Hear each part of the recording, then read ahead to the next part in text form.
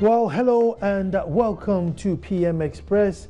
And well, Shiba now ready for today's topic, and an interesting one as well. We're looking at the crisis in Zimbabwe.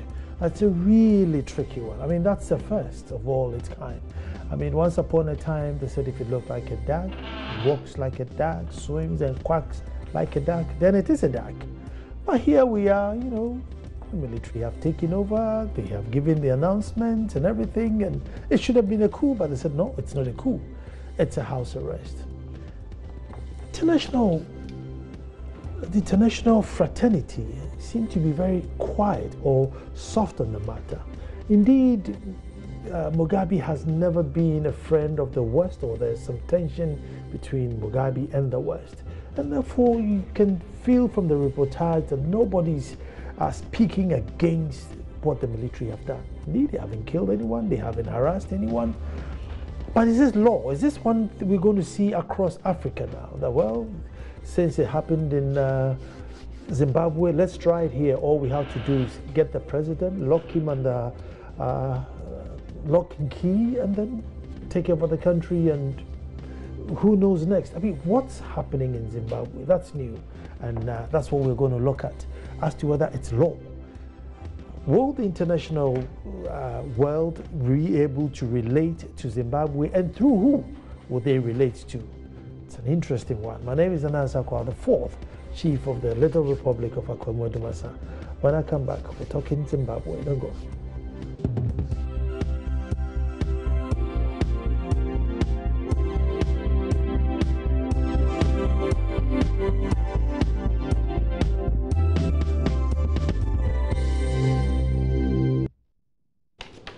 Thank you very much for staying. And with me in studio, Dr. Kwame Chirchie Ajimai, international law lecturer, Lancaster University.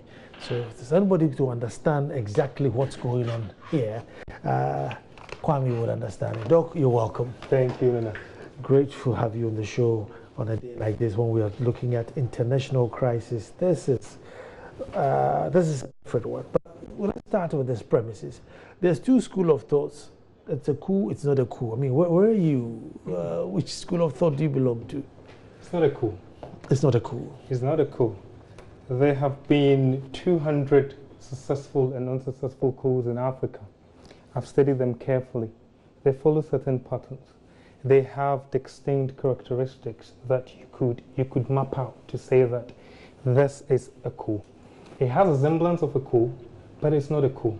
I'm an academic. I'll take you to the dictionary. Now, the Oxford Dictionary defines a coup as a sudden, violent, and illegal seizure of power from a government. Okay. Read that again for emphasis. A sudden, violent, and illegal seizure of power from government. It is not a coup, full stop to me. I would later on demonstrate why. It is close to what has been called in the literature or the books as a palace coup. But even then, it still doesn't suffice. A palace coup is a non-violent overthrow of a sovereign or government by senior officials within the ruling group.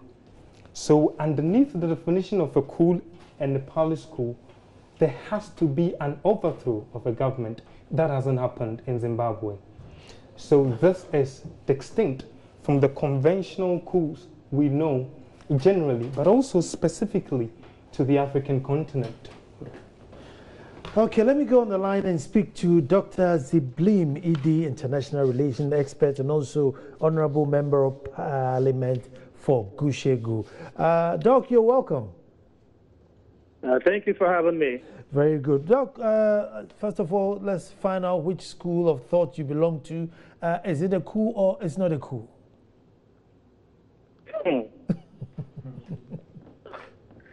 It is a coup. It's a coup. Yes. We are just waiting to see the ultimate end of it, but I think it is a coup. We think it's a coup. But I hate to ask this question, but is it a legal coup, a soft coup? Is it one that can be adopted in other countries? I'm not sure if there is anything called a legal coup. Anytime there is the constitutional process is subverted, it cannot be legal. the Constitution of Zimbabwe is the supreme law of that country. And so any political process or any process that seems to subvert that law cannot be described as illegal. Even as popular that it may be, it still doesn't make it legal. In political science, it would have to take time for that government to maybe earn what we call a de jure or a de facto legitimacy. But as it were, you cannot call it a legal coup. No. Doc, so an illegal coup or a coup, military coup, can lead to a de facto legitimacy. But any action that seeks to subvert the will of the people cannot be described as legal. Doc, I have with me Dr. Chichwe, who's an international law lecturer, and he's gone through the dictionary academically and says, look, a coup is a sudden, violent overthrow, and seizure of power. None of these things have happened. This was a very soft, gentle, locking of the president at home. I mean, there's nothing sudden, there's no violence, there's no seizure of power. Indeed, today he was out there performing his duties as a president. So in Ghana, in 1979, I think 78 or 79, Akufu, Frederick Akufu, who was then second in command to Acheampong, walked into Acheampong's office and gently asked him to relinquish power. And Acheampong ended up relinquishing power and giving way to the Supreme Military Council too. That is described in political science literature as a palace coup. Yeah. So it was a coup. Yeah, it wasn't violent. Yeah, that's a palace coup, but we're trying to find out what, because this one doesn't seem to fall within a palace coup or a conventional coup. Well, but whether palace coup or conventional coup, it is a coup. If it works like a duck and croak like a duck, it is a duck. It is a duck. Okay. Now, Doc, I think, and that's what I said, that we are waiting to see the ultimate end, because then, if it then leads to Mugabe finally leaving power through this process, I don't see how you can go back and say it wasn't a coup. Even if he comes up and says, look, okay, look, I think I've said my time, I want to go. Then you have to go back and see whether that was his intention before the event. Okay. Or whether he was forced to, arrive at that decision. Doc, but in situations like this, how do you relate to Zimbabwe? How will Ghana relate to Zimbabwe now? Zimbabwe still remains a sovereign state. And so in international law, the international community will relate to Zimbabwe as a sovereign state. There are actors within the state. So Mugabe was the head of state, but there are actors. And as we speak now, the international community, especially the sub-regional bodies, SADC and the continental body AU, are engaging with stakeholders inside Zimbabwe, and they are engaged in discussions, which I will call international diplomacy. So which means that they recognize Zimbabwe as a state, a sovereign state, and they recognize that even as Mugabe is going through this transition, there are still state actors that they can engage. And that process is going on. Okay, Doc, hold on for me. Let me come to studio and speak to you, Chichwe. Dr. Zimlin doesn't think, he thinks it's a coup. It has to be fall somewhere in between it. I mean, but if we don't say it's a coup, I mean, do we need to go and find a new word for it? Maybe. I mean, we study all the time. New studies come up all the time. We coin more words. As academics, we look at new trends. The fact that we cannot find a word or we haven't coined one yet does not mean that we should forcefully, fit the criteria and call it a coup. And he rightfully pointed out that at first he calls it a coup. Later on he's calling it a palace coup. They're not the same. But where I agree with him was where he mentioned that it will be the ultimate end that will determine whether or not this is a coup. There hasn't been a change of government. There hasn't been. The president is out on the street. So until that happens, and in the few days and weeks to come, that is where we can pinpoint and have a clarified definition that we can then juxtapose to the situation on the ground. As it stands now, it cannot be a coup. And on his own account, he says that we have to wait till the ultimate end. And it will be our time that we can tell. As it stands now, it isn't a coup. Doc, do you think the military is being very smart? Maybe they have somebody like you advising them. Whereas, you know, if they came out and violently or seized power and everything, automatically, international world, we're not going to deal with you anymore. Everybody's going to frown against you. But with what's happening now, you don't know whether to quarrel with them or still be friends with them. And, you know, I don't know, as the military being smart with what they're doing? It is, there is one key player in this equation that we are not mentioning. There are 5 key players, the most important of them. So the key players are President Robert Mugabe, who is of course the nominal president who is not in control to me at the moment. Then you've got Emmerson Mnangagwa, who is the vice president who has been taken out. Then you have the military army leader, Constantino Chiwenga, and then you have, of course, Grace Mugabe. The entity that has been left outside of this equation is China. China is playing a critical role in this that many people haven't been paying attention to. And I think this strategy, this immense strategy that as academics we cannot pinpoint to, this strategy is coming from China. China has huge, huge investment in Zimbabwe. Mind you, this is not the people are blaming Grace Mugabe. To an extent, she's contributing to the event. But this is not the first time a vice president has been asked out to go out by Mugabe. You know, of course, Joyce Mujuru had the same thing.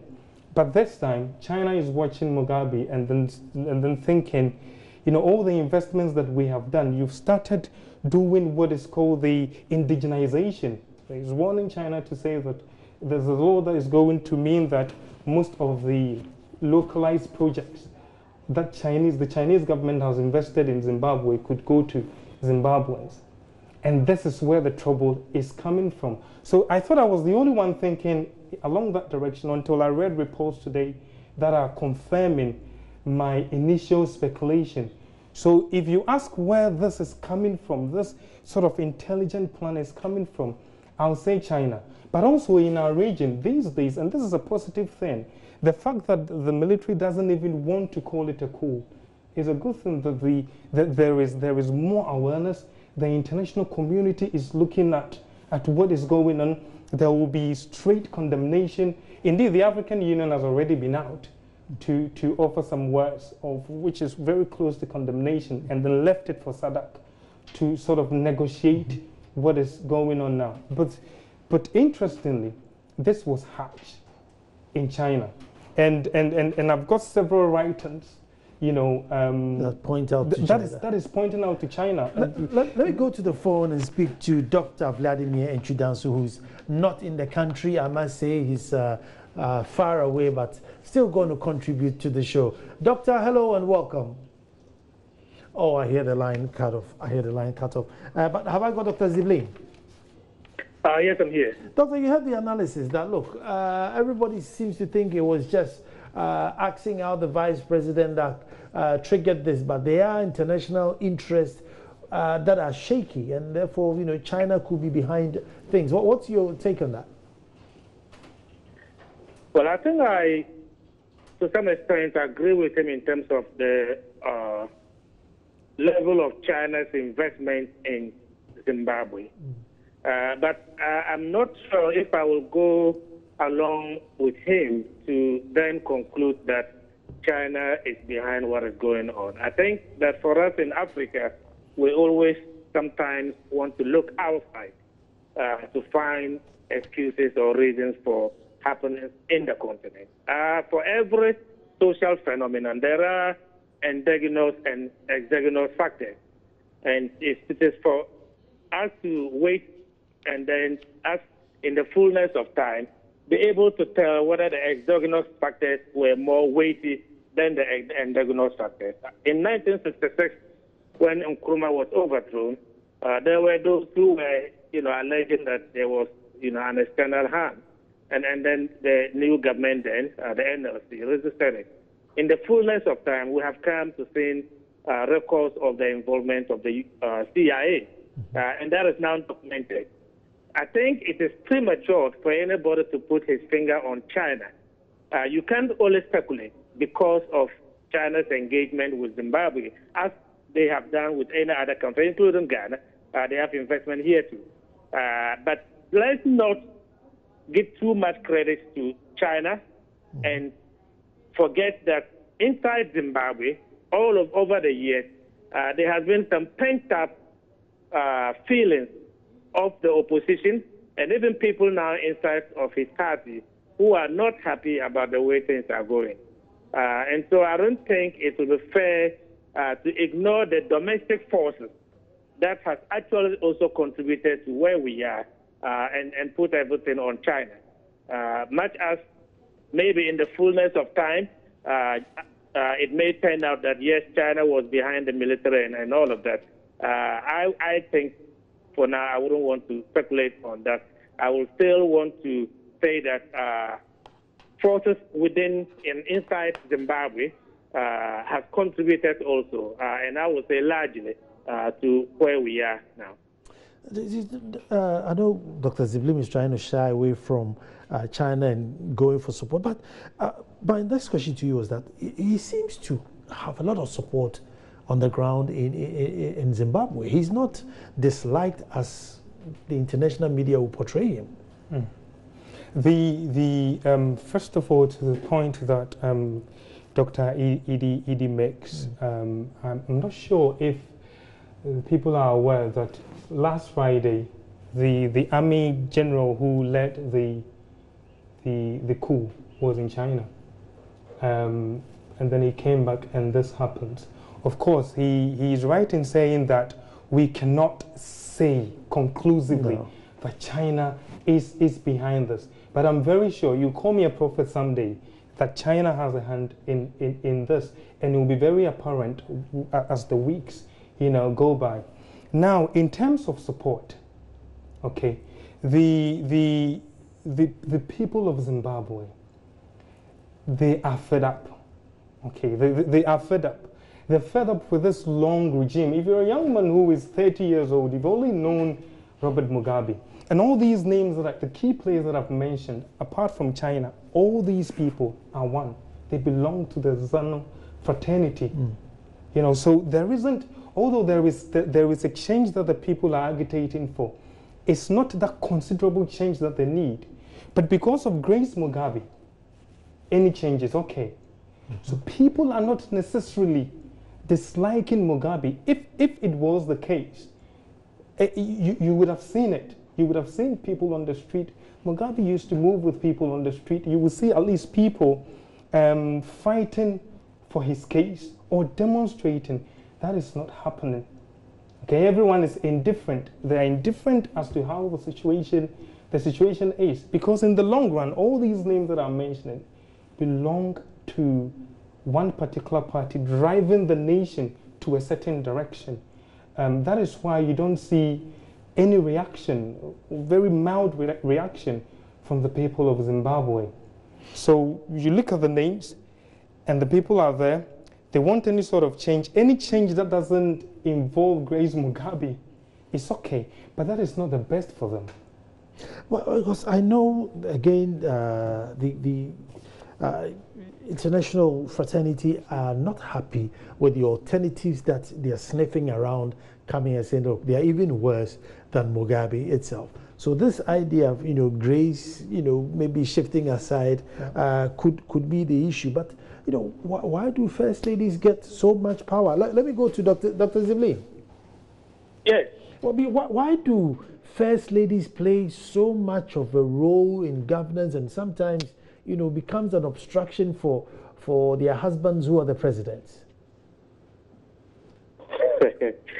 I think you should be the best person to answer that. Being a chief and having a queen mother at having home. a first lady watching.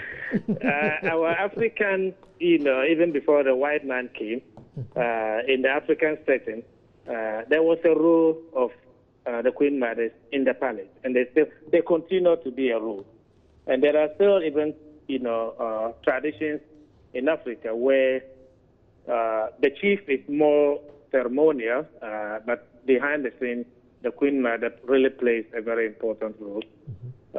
And so to that extent, I would say that maybe it is a reflection of our African traditional But on a serious note, I think we all, if you have been married before, in the private sense, your wife is the one that you trust most. And she has your word, and you listen to her and all of that. So if you translate that into power, then you see what we see all across Africa, first ladies being prominent. But also even outside of Africa, it's because the institutions are much stronger there that you don't see the first ladies, playing that role. And so maybe it is also a function of the weakness of our institutions that allows space or create space for these first ladies to operate in ways that they do in Africa. Do you think she can stay in power, Dr. Zibling? Can Mugabe stay in power? Mugabe.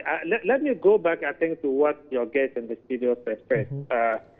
That Mugabe is going about his duties. Mugabe will not be the same. Either way you look at it, he will not come out of this the same. He may, even if he doesn't give way, will be weakened so much so that he will not be able to exercise absolute power the way he used to.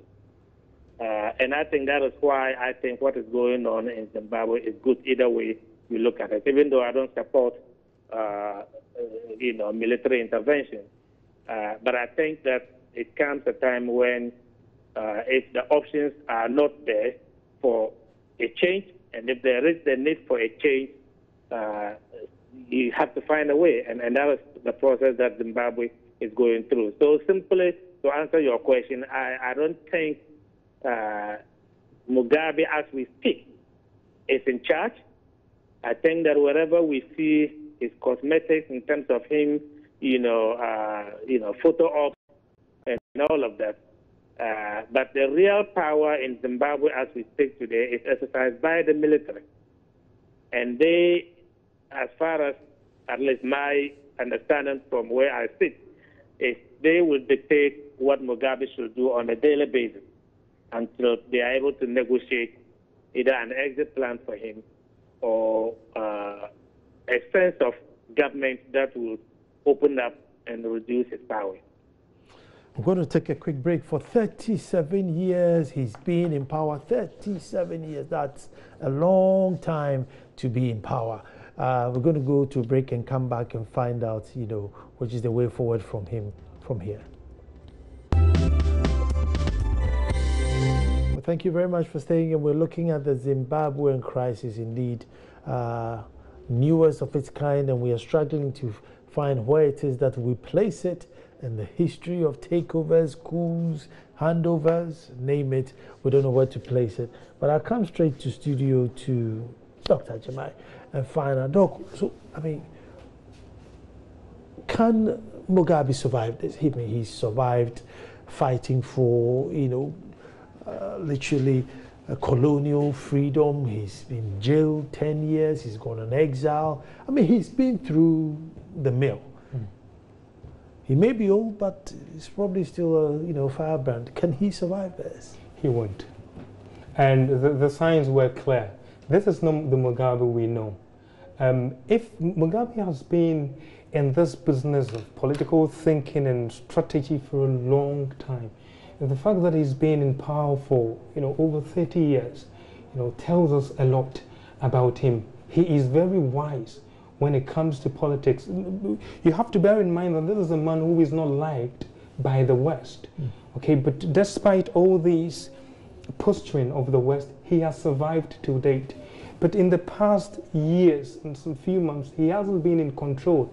If he was, and this is where I can bet that if he was, then Emmerson Mnangagwa wouldn't be sacked as vice president. I don't think Mugabe is in control.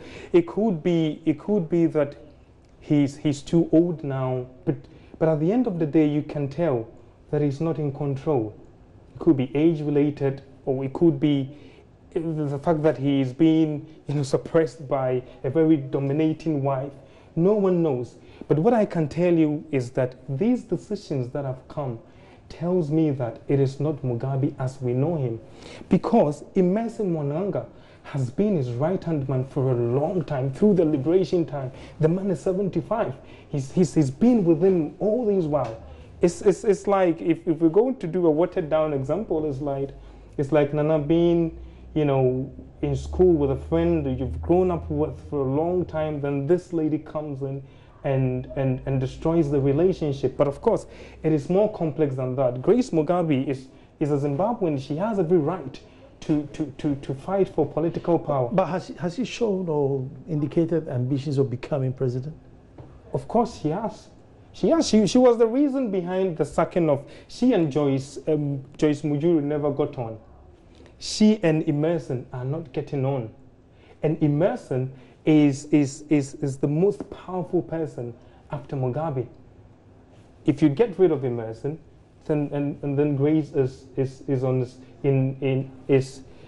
on her way to the presidential policy as a president. It is a possibility, and she's been hatching that. If you follow her quite carefully, she hasn't been the usual first lady that you will see. She's gradually driven herself into the center stage of Zimbabwe politics. But for Robert Mugabe to send away Emmerson Mnangagwa, I don't think it was his own doing. No. And so he's not in power. This is the man solidly behind him. You think it paves the way for Morgan Tsvangirai? I don't think so. When I was mentioning the 5 key players, I didn't even mention him. No. Because the ZANU-PF is very, very much in control of the situation. This coup that has happened, in the Akan lexicon, we can call it an aphism.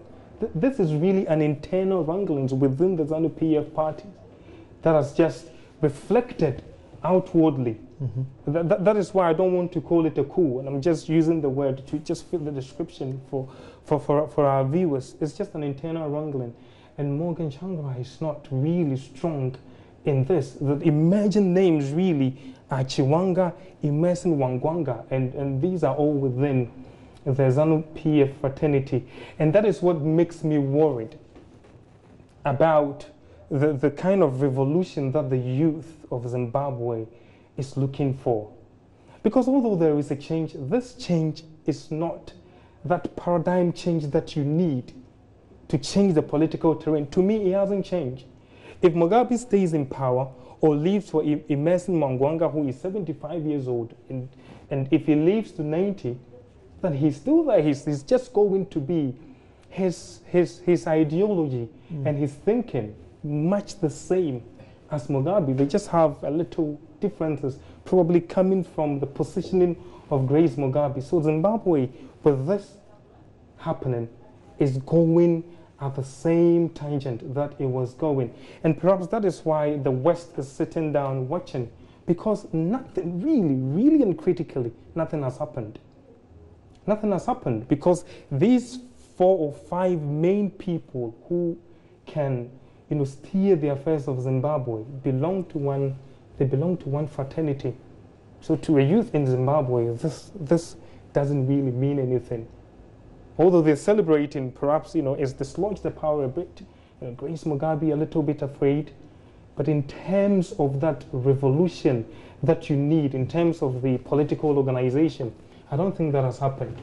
Have I got Dr. Ziblim on the line? Yes, I'm here. Dr. Zib, so, this public show where he attended a graduation and, handing out degrees and then go back home, what's all that about? You're an international expert. Well, I think the military are being careful not to create a situation of fear and panic. And as behind the scenes, they engaged the old man in discussions and negotiations as to the best way to get out of this. They want to, because he still commands a great deal of support. I wouldn't go as far as your guest in the studio, because I think he seems to not remember that in the last elections, Morgan Changarak and his party actually came very close to winning, if not winning, because there were serious issues about the conduct of that election and whether Mugabe actually forced his way through that last election. So, yes, the ZANU-PF continue to be a mass and broad-based strong party, but I think their support was tested very strongly in that last election. So the military are trying as much as possible to portray a sense of normalcy, and I think that was what we saw today. The photo ops with him smiling with the military leader, and him coming out to graduation ceremony and all of that. In the end, the question is who is actually in charge. I think I agree, with your guest in the studio in terms of we are not even sure whether even before this whole event, Mugabe was actually in charge. A 90-something plus years old man is not the same Mugabe that we all were, used to. And so I think the military are being very smart about this. And I think that somehow, look, Zimbabwe has suffered so much. If you go back in history, at independence in the 60s, when every African country was fighting for independence, and Kenneth Kaunda was able to pull, northern Zimbabwe into Zambia, Ian Smith actually held that country to ransom. And it took almost a decade before, with the help of the international community, Mugabe was able to liberate it in 1980-81. And under his rule, we have seen what he has done to that country, literally turning a food basket country into a basket case. And so the people have gone through a lot. And I think that we should all pray for the people of Zimbabwe. We should all pray that Mugabe actually gives way and that this transition will be smooth. And the good people of Zimbabwe will have the opportunity to exercise their will as far as who and which parties should rule that country. Dr. Ziblim, I mean, the currency, reading is in 2008, I mean, they dropped down to 35 quadrillion Zimbabwean dollars to $1. I mean, I don't 35 quadrillion dollars, Zimbabwean dollars to $1. I mean, that's how much deflation. I mean, so why would people still say we don't care? We're still with him. No, people do care. I was listening to Tendai Biti, the former finance minister of Zimbabwe, and people like him are really very passionate about that country. And I know at the point Mugabe, yes, was very passionate about his country, but somehow, well, he's a human being, so we can't, tell, because he's not an angel. So somehow he changed direction, and what you were just referring to in terms of the strength of the currency, the purchasing power of the Zimbabwean currency was really, the point where you really feel sad for Mugabe and for his country. And Zimbabwe, for all you know, is an important country in the SADC region. And the SADC region is an important region in the continent. And so we have to take this serious. And that's why I said earlier on that we all need to pray for Zimbabwe so that we get out. I don't pray and wish that Mugabe should come back and it should be business as usual, because that status quo was not the best for the citizens of Zimbabwe. And I hope that the country will be able to get through this, and that not too long there will be an election that will be organized in a free and fair manner, so that the good people of Zimbabwe will exercise their fundamental rights to decide who should govern that country. Let me come to studio. Dr. Ajima, it's well, one village, one farm. If you were in Ghana, probably that would have been the policy. One man, one farm. I mean, with this land decentralization thing, where he thought, look, you know, my people too should own land, they should have farms. Was that a turning point when everything just decided to collapse? Yes, the West left him. The West left him. I mean, those who praise Robert Mugabe praise him within the confines of this sort of, you know, African thinking, and for the people that which is in Zimbabwe belongs to the Zimbabwean people, which is a good principle to have. But also the readings are telling us that after that, these lands went to elements within the ZANU party and not for the ordinary Zimbabwe people in the first place. And so that is why people don't like military destabilization. But in this case, everyone seemed to be happy, including the West, including China, including the people of Zimbabwe. So, I mean, the policy in principle wasn't bad, depending on where you look at it from. If you're Pan-Africanist and if you believe in communitarian ideals and the fact that that which is African should be governed and should be owned by Africans, then you will support Robert Mugabe. But there is that fear that although the policies were okay in principles, they didn't end up, you know, the lands didn't end up going to the masses that he so wants to protect.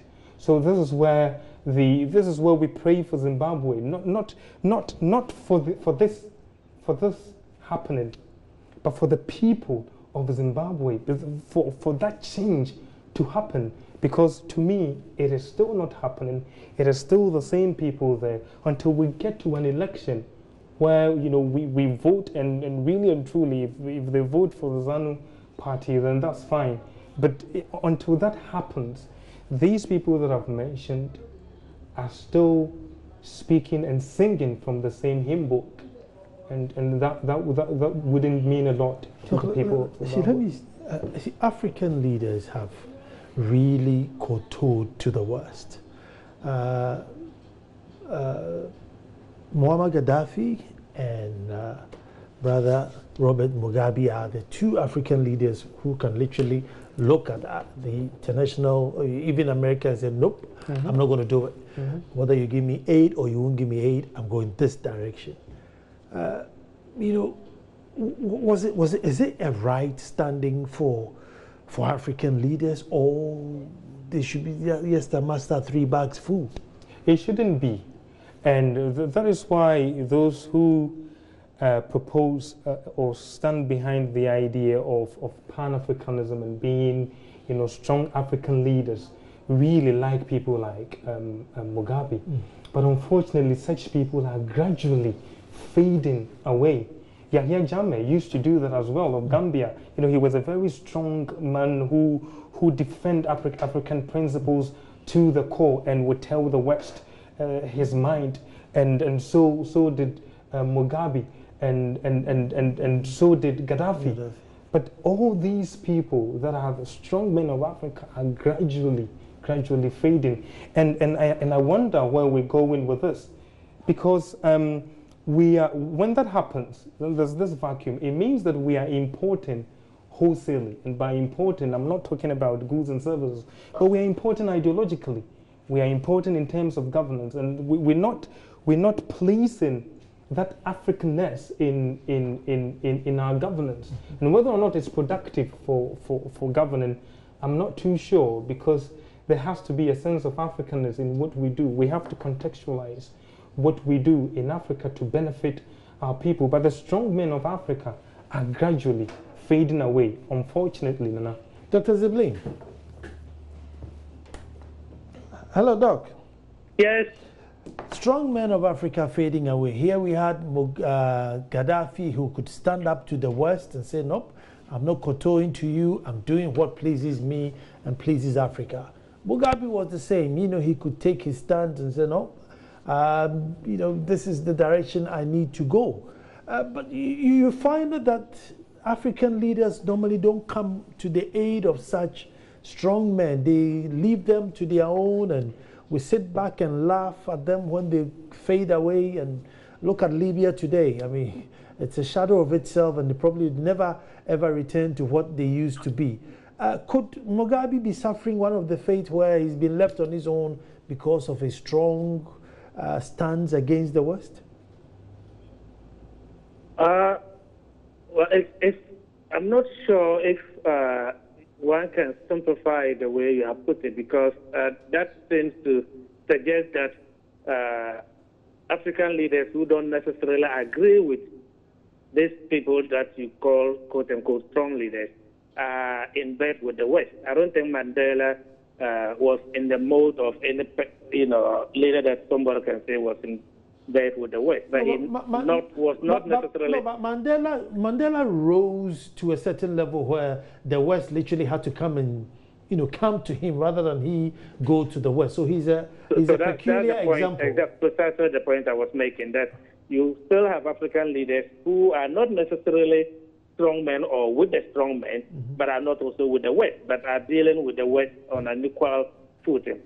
In 2007, if you remember, the former president Kufuor hosted the African Union Summit in Ghana. And in Accra here, you saw that division, what we call the gradualists and the radicals. And just as you were saying, and as the guest in your studio was saying, Gaddafi and Mugabe were in the camp of the radicals. And it is strange, it's interesting that fast forward 10 years, 2017, Gaddafi is no more, and Mugabe is fading out. This ideological divide or difference in Africa started right from 1963, when the process of putting the OAU together was in place. So let's talk about Mugabe. Mugabe was a populist leader who always fell back on his credentials as a liberator and used that in a way to make a name for himself. And he earned that. I have to give him credit for that. But the 21st century Africa is not your 20th century Africa. And leadership, in a way, if you were to lead to change the fortunes of your people, you have to move past, this liberation thing and think about the economic well-being of your people. And so, yes, the people of Zimbabwe, I think, were thankful that they were liberated from the shackles of Ian Smith. But I don't think today they are happy that they moved from political liberation to economic, strangulation. And that is exactly where Mugabe led them into. And so I'm not sure if we can put him in that straitjacket, strong man, and so he should be given credit and he should be supported by all African leaders. No. I think that African leaders... Dr. One would ask, what would be so wrong? Assuming we lived in Ghana and, a great percentage of our lands belong to white people, and today Nana says, look, enough. Let's give some of the land back to Ghanaians. What would he have done so wrong? You see, it's the way he went about it. Remember, Namibia went through the same process. South Africa went through the same process. Actually, Kenya also went through the same process. East and Southern Africa,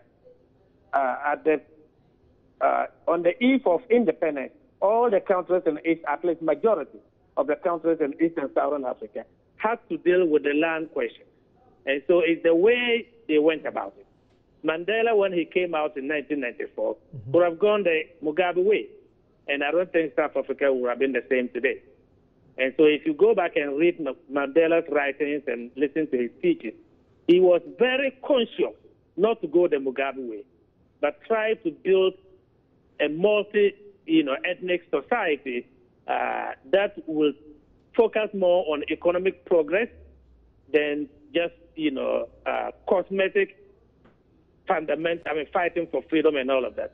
And so Mugabe, yes, you can say he was a hero in a way, fighting the whites for land, but as your guest in the studio rightly said, and it is true, that the land that he took from the whites were not given to farmers, even black farmers, no.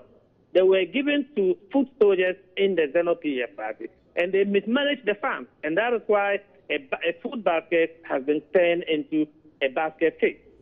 Now, if those lands were taken from the whites and redistributed in ways that will inure to the benefit of the average Zimbabwean farmer, I think we'll be talking about a different Zimbabwe today. Thank you. So on that score, Mugabe is not even clean in terms of how he went about that. And people inside Zimbabwe, they know what I'm telling you. And if you should have free and fair elections, as I draw your attention, if you check the last election, it was very close. As a matter of fact, some international media reported that the opposition won, and somehow Mugabe found a way of, overturning the result. So that is where we are, and it's sad because I was watching footage of Bob Marley, if you are a fan of reggae, when he came, to stage his concert at the independence of Zimbabwe, and it was great fun. And every African was proud that here was a new nation that brought our, icon, the reggae icon into Africa, and his songs were so inspiring to all African leaders. And now look at what we are seeing in Zimbabwe. Thank you. So it's sad. Dr. Zimbabwe Idi, thank you very much, international relations expert and honorable member of parliament for Gushigo, and also deputy minister for tourism. Wears many hats. In studio with me is Dr. Kwame Agyeman, international law lecturer. Kwame, this is interesting times. Interesting times. Do you think there will be copycat house arrests? That is my fear. That is my fear. My fear because it seems to be accepted. That is my fear. That there hasn't been that generic condemnation makes me fear a lot. And this is Africa at the end of the day.